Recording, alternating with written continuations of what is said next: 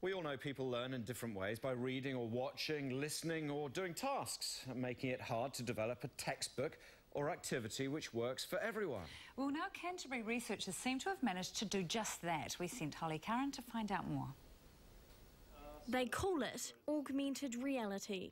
It's a computer program that turns children's colouring in books into 3D animations. We've made it so that after the children colour in the page with whatever colours and textures and stuff like that, we apply it to these 3D models that they can then see come to life in front of them.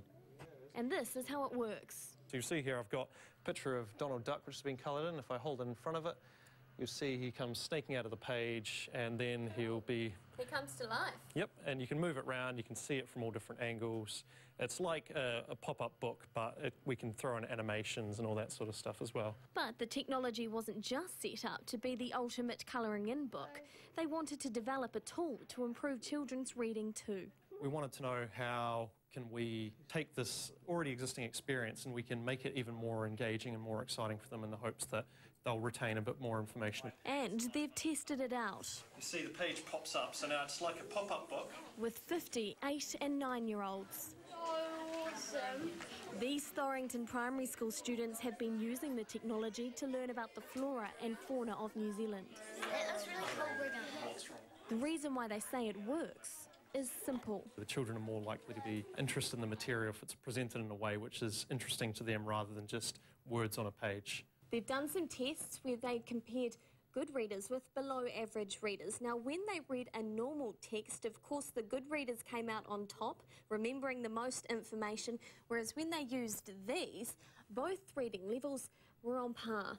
It's winning over psychologists too. They offer multimodal learning opportunities, so they involve the visual, the auditory and the kinesthetic sense. So students can learn through reading or through seeing, through hearing and through interacting with the learning material.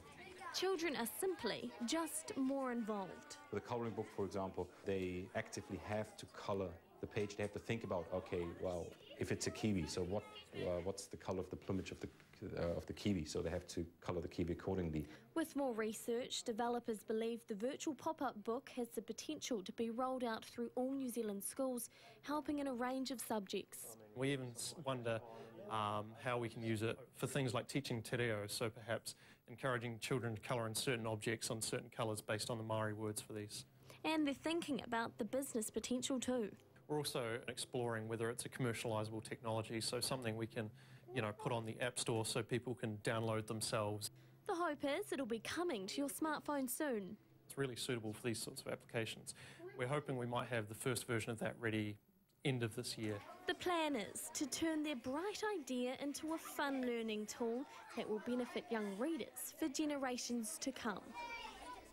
Wow, what an incredible... That is amazing. Yeah. And I don't understand the technology, but...